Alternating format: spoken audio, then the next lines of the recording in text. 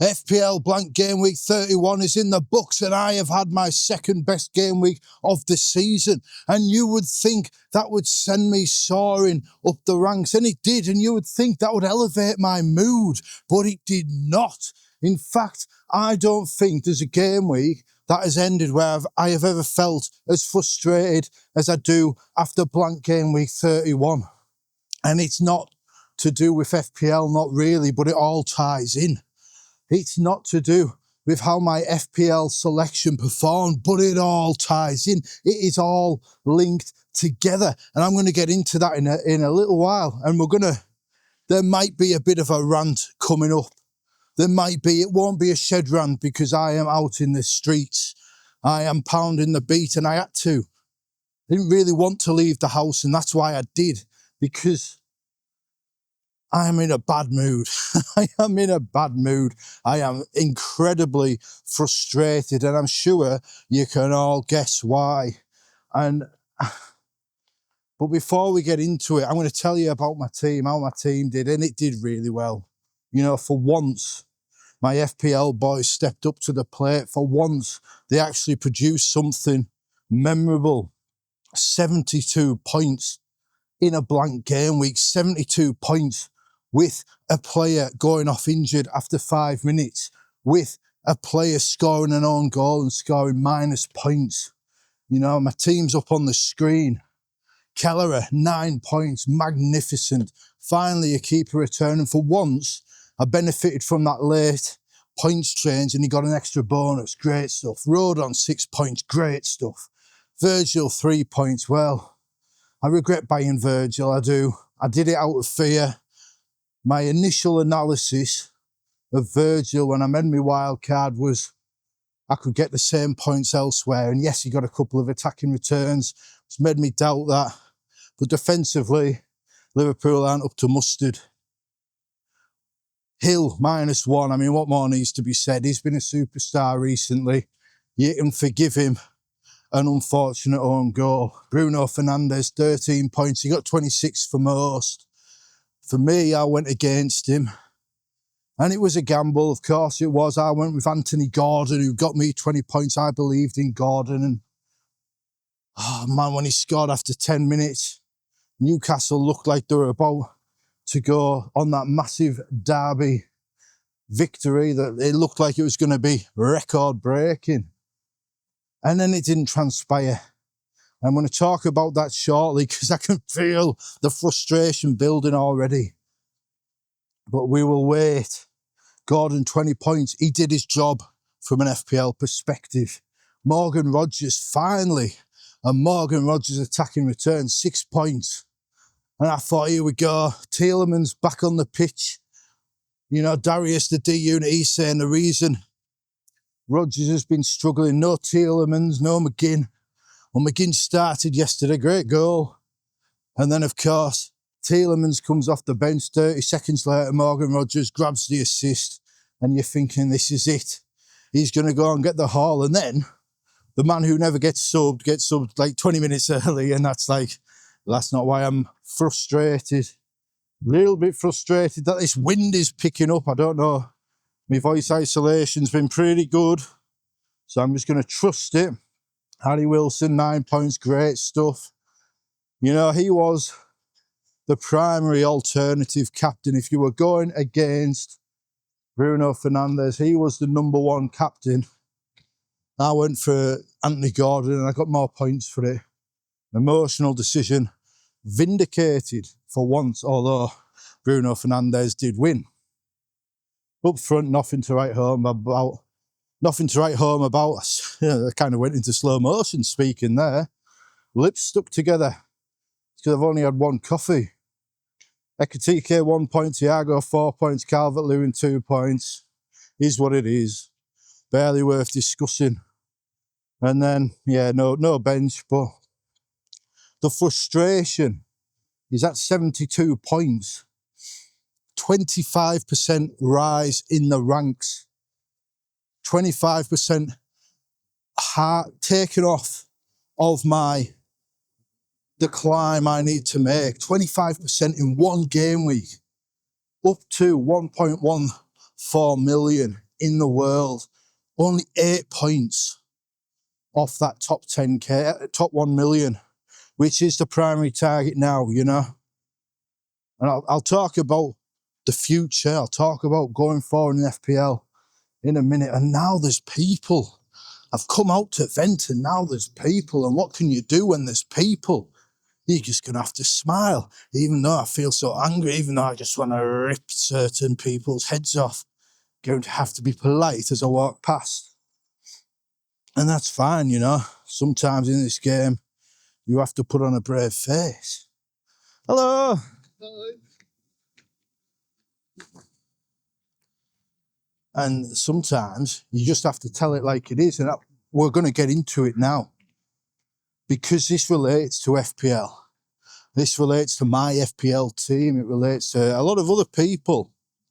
And of course, what I want to talk about is Newcastle United and Eddie Howe. And what an absolute shambles that was yesterday. What a disgrace of a performance. No fight, no bottle, no courage, no cohesion, no technical ability.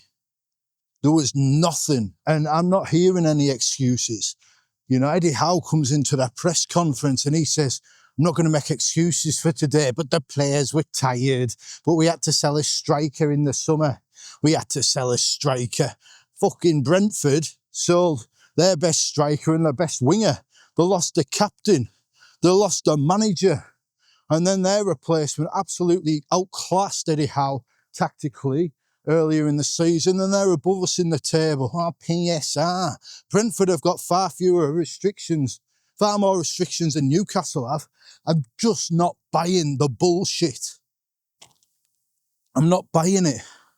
You know, you've got these players at Newcastle that talk about the leadership group.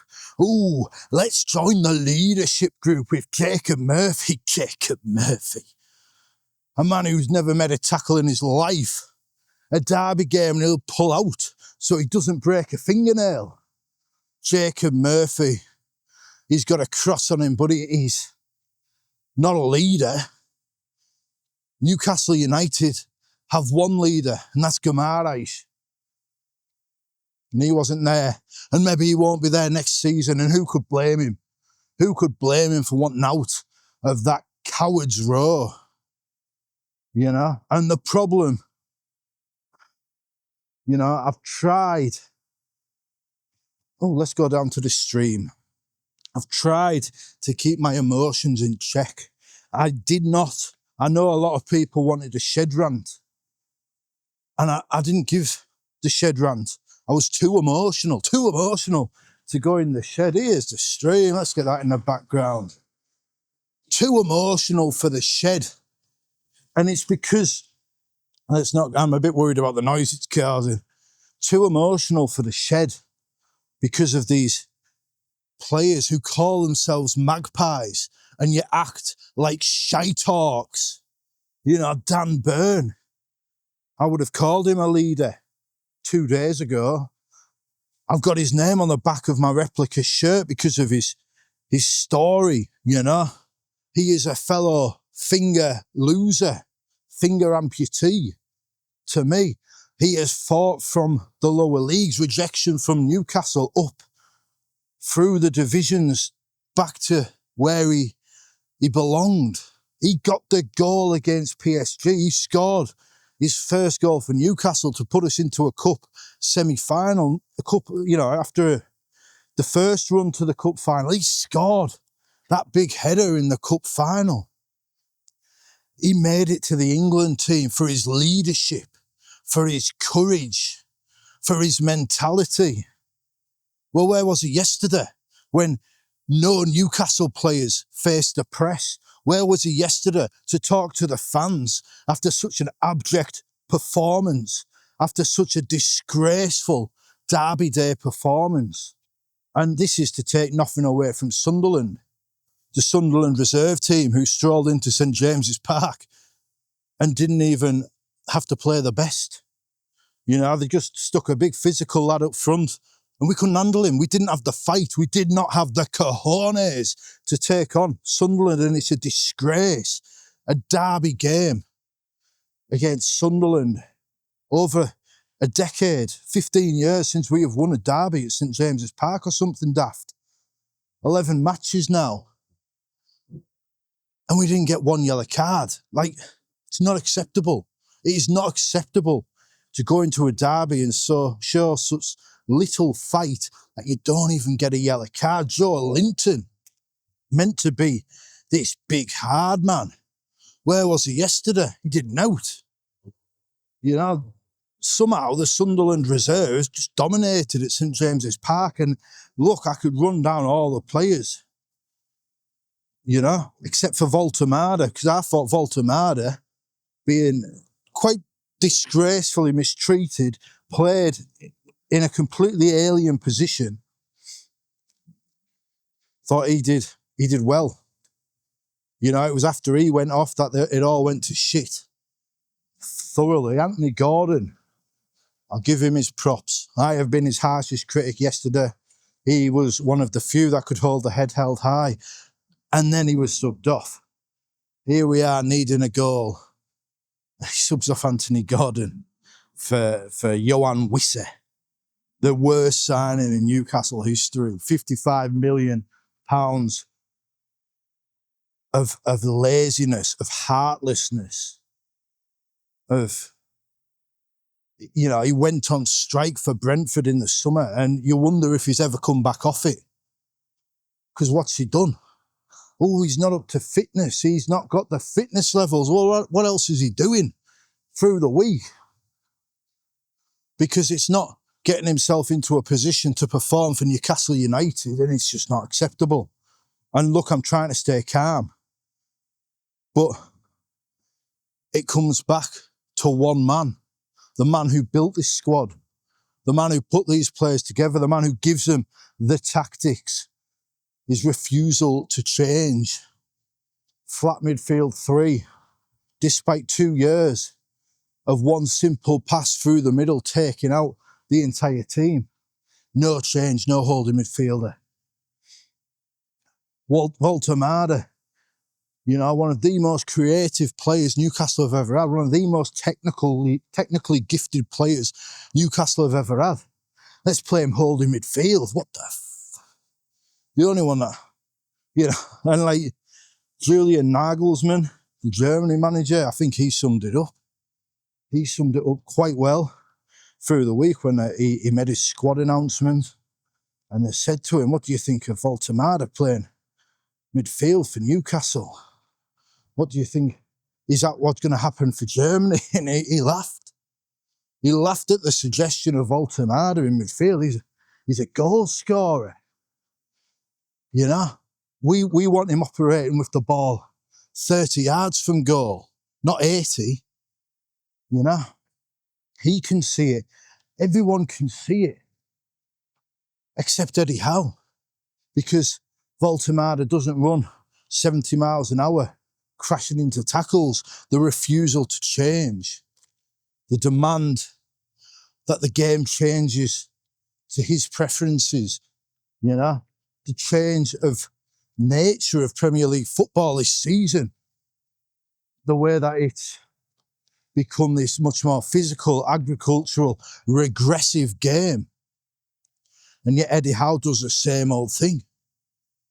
Eddie Howe or bust. The Eddie Howe way is the only way for Eddie Howe. And it's the same at Bournemouth. You know, I read something. No change to tactics. The best players being dropped to shoehorn in the old favourites, like Livramento. You know, Newcastle, Botman, Chow, Livramento, Hall. First clean sheet in like 15 matches away at Chelsea. What does he do? Drops Botman for Dan Burn. Drops Livramento for Trippier, 33 and 35 years old. Away at Barcelona. Away at Barcelona. Well, away at Barcelona, you're bringing in players in the mid-30s. Oh, they're tired. We lost because we're tired, he says, while he starts Dan Burn and Kieran Trippier 4 days later against Sunderland. Livramento again, rooted to the bench. You come in, you keep the clean sheet, and then you're punished for it because you're not one of the inner crowd. It's not acceptable. And look, the list goes on. The list goes on, and it's frustrating. But this is how it ties into FPL, because I've seen all season. This isn't the FPL we're used to. I've seen it today. How is James Garner 5th highest scoring midfielder? There's something broken in the game. Sounds like Eddie Howe. You know, all I want to do is pick attacking fullbacks. There's something broken in the game. It sounds like Eddie Howe. I don't want to play this way. I just want to make my maverick picks and thrive. Last season, I could do what I want and get the points. But this season, you have to pick these certain players. You have to pick the players that are performing, and I don't like it. Eddie Howe. I want to be a maverick. I want to go against the grain and yet still be the best in the world. And I refuse to adapt my principles in any way, shape or form. Eddie Howe. And this is something that can't go on, you know? For me, I can't talk about other FPL managers. But for me, that there is an acceptance that I am Eddie Howe. I have been Eddie Howe for a long time. Playing my own way, playing my own principles, and they've worked in the past. You know, I won that Carabao Cup final 4 years ago when I hit the top 10k. You know, I got into the Champions League last season when I got 77k, won the League of Gentlemen. But it's all a charade because the game moves on, all moves back, it changes. And, you know, I've been reading, told you in a couple of videos ago about Nick Trigg, the old methods, 11 years ago, the video, the role of luck, the structure of the squad and all this sort of stuff, the tactics from 11 years ago, they still worked. The strategy, it's not about the players, it's about the strategy, the structure, the plan, the path. All right? Football itself is regressing. And yet I'm trying to be the rebel, trying to be the maverick, and it's not working. Much like it's not working for Eddie Howe. The game has moved on. It's what I need to think about next season, you know. And look, it looks like I might have a good end to the season, you know. 8 points off the top million. 9.8 million to the top million. I might not get to the top 100k. Or like 118 points off it or something. It's a big ask. You know, it is a big, big ask. Do I think it's impossible? No, but I don't think I am lucky enough. I don't think I am skilled enough to be the man that can do that. I think there might be somebody at my rank who does it. Don't think it'll be me. But I will try. You know, part of that, the strategy going forward. And look, we can look at the coming game week. You know, although it's very early thoughts, because obviously there's 3 weeks until it happens. You know, there's a long time before anything happens in the game. And the thing is, this is actually a good time to discuss the path, because it's not about players, it's about the path. And at the minute, we don't know what the players are. There's people activating wildcards. You don't know what the players are, you know. Ooh, which triple Chelsea do I want? Triple Chelsea, you might not want any Chelsea because they might not even get a double.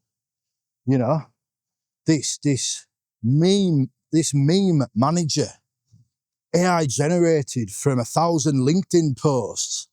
You think he can beat Port Vale like it's some sort of given? They've just beat Sunderland to get to the Chelsea match. And they'll probably have more ideas than Racine. They'll probably have a more fight than Racine. I'm not ruling out Port Vale at all. How could you? It would be arrogant to do so. I'm not going to go that way because that leads to my work office and it's my day off. So we can't really talk about players. You know, Brighton are looking good. Danny Welbeck looks good. Burnley, Tottenham is part of a double. Let's get Danny Welbeck in. Well, you're relying on Chelsea to beat Port Vale. Hello. You're relying on Chelsea to beat Port Vale, little doggy. And I just don't think you can. I don't think, if there's anything I've learned from this season, in this game, that we all love, which does not love us back, it's that the obvious is not what happens. You know, the predictable is not what happens. You bring in players for runs of fixtures and they do nought. And then Danny Welbeck gets a brace against Liverpool. You know? You have to laugh there. Just the way the game goes sometimes. And so this is why, you can't pick players. What is the path? Well, obviously, if you're wildcarding in 32, it's to bench boost in 33, free hit 34, triple captain maybe in 36 if there's another double, which there probably will be. Seems the obvious path. I know the D unit, he's wanting to wildcard into the triple captain. I don't know why. Seems a bit regressive to me, but this is what I mean. Eddie Howe, he has his way. The D unit wants to stick to his principles, wants to play the game his way. Results and outcome be damned. And it's not good enough. I'm not saying the D unit's not good enough, but, you know, I've had the worst season of my life and he's only 1 point ahead of me, you know. We have to learn. We have to learn. And I don't think Eddie Howe will. You know, I know this is an FPL video and I know I'm talking about Newcastle United, but I have no other outlet, you know. Kids are home from school in 40 minutes. Hello. Didn't get a hello back there. Never mind, some people don't like the camera, and that's fine. Some people don't like changing the strategies, and, you know, that's fine, but not if you want to achieve things. And I'm not saying the D unit needs to change, but, like, sometimes you have to compromise your principles. Sometimes you have to say what is more important in this game, FPL. You know, Eddie Howe's not going to be getting in touch with Solio Analytics to figure out the projections for the future. Eddie Howe's not going to be having this sort of conversations with, you know, technical-based managers. And it's weird because when he left Bournemouth, he went and studied under Simeone. And then Newcastle, he came back to Newcastle, and he built a team of bastards. We were disruptors. We were in people's faces. We were, you know, Chelsea had a throw-in and our subs slapping it out their hands, you know. And what have we got now? Shite-hawks, absolute shite-hawks, not magpies. And, you know, I want my mates to do well in this game. I want the D unit to rise. Now, he's pinned so much faith in this triple captain, but it gives him one extra game, you know, because if he triple captains, say, Haaland, and everybody else captains Haaland, he only gets one extra game of Haaland. Is that worth it when you could have 4 extra games? I don't think it is. I don't think it is. You know, he's talking, I'm going to triple captain Nico O'Reilly. Nico O'Reilly is the answer. Nobody will be able to match a Nico O'Reilly triple captain. Well, I would say, in response to that, nobody's going to be captaining Nico O'Reilly. So you could bench boost and get 4 extra games, get the extra game from O'Reilly, and if you think he's going to beat Haaland anyway, your quid's in, pal. Adapt, change and improve, so we don't have to sack you the season after you won us the trophy. Sort your head out, pal. Accept that maybe the things have changed and it's all right to have your own way, but you can tweak your own way. You don't have to constantly fight everyone. You don't have to constantly go against everything. I'm mad like. I'm not, and it's not D unit. D unit is getting D-Unit is my avatar for Eddie Howe right now in this game. Bless him, the D-Unit can take it. I respect the D-Unit so much, like, for his principles, but you know what I want to see more than D-Unit? Balls up next season with a load of stupid choices. I want to see D-Unit back up at the top. And if it takes just a few minor concessions to the strategy, and Elliot Anderson over some random no-mark midfielder, like I remember at the start of the season, he did a massive thing about, oh, we need Jaden Anthony in our teams. Let's all get Jaden Anthony for about 3 weeks. Jaden Anthony, I don't think he ever got him in. You don't need Jaden Anthony's. You know? Pick a boring team and have a risk on captaincy every week. That's what I'm going to have to do now. But I want to get, we'll look forward. Because I don't want to get into slagging the D-Unit because I love the bloke. I'm not slagging him. I just want him to be better. The D-Unit. It is like me. We could sit here and we could say, this is the way I play. 1 year I'll be elite and then 1 year I'll be crap. And that's the Eddie Howe way. And it doesn't have to be that way. You can have a Pep Guardiola way where you're just elite. You don't have to be Arteta, but you can be Pep Guardiola. Why doesn't he be Alex Ferguson? Alex Ferguson, the legendary manager of his beloved Man United. He would always bring in new ideas. He would always bring in new voices so he could adapt and change. And it wasn't about Ferguson. It wasn't about reinventing the wheel. It was about mastering the wheel. It wasn't about creating the new wheel. It was about having the smoothest wheel, the fastest wheel, the wheel that worked best in conjunction with the rest of the wheels to get the vehicle driving to the top. Why can't D-Unit be like that? Why does he want to be Kevin Keegan? Why do I want to be Kevin Keegan? I don't. I want to be Rafa Benitez. I want to be Rafa Benitez. I don't know, I'm rambling now. And I appreciate this might not have been the most entertaining video. I appreciate this might not have been the best. But you know what? I didn't want to make this video at all. I did not want to be out here talking about anything to do with football. Because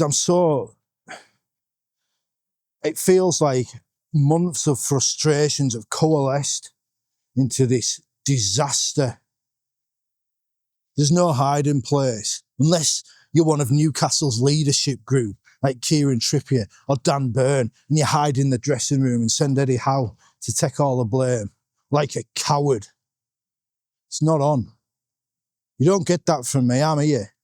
Yes, I wasn't here immediately after, but to be fair, immediately after that game finished, I got on the editing suite, and I got this interview with Gary from the Pubcast. Dr. Gary Beer, and he's a doctor of psychology who specialises in emotion. And this is what we need in this game. This is what we need to take us to the next level. And this isn't a royal we. I'm talking about you as well as me. Us together. We need to master the psychology of Dr. Britain. We need to master the way to handle the emotions of the game, because I'm not. This is one way I do. I vent, and it's not even really working. Because derby defeats don't work. They stay with you. And a 1 million rank, that will stay with me. The stain on my reputation. And you could say, oh, extenuating circumstances, but there are none. It's not the game. It's me. It's not that I've been unlucky. I've been bad at the game this season. I have made bad choices, like dropping Livramento to play Kieran Trippier 4 days after Barcelona. I have made bad choices, like clinging on to a player who I didn't want to let go until it was too late in the window. And then not being able to replace him effectively. Too ego-driven, too fearful of change to see the change as an opportunity. And that is, you know, I'm talking about Eddie Howe, but I'm talking about FPL. This season I'm having, where I'm looking at top million as a success. It's all on me, you know? It's all on me, and I need to change. I haven't even talked about my team for next week yet because there's no point. It looks fine, you know. I will do, I'll bring it up. The team for next week, oh, I haven't even got it set up. Virgil, Fulham, Keller against Everton, Rodon against Man United, Virgil against Fulham, Gabriel against Bournemouth. It might be Mukiele instead of Rodon against Tottenham, to be fair.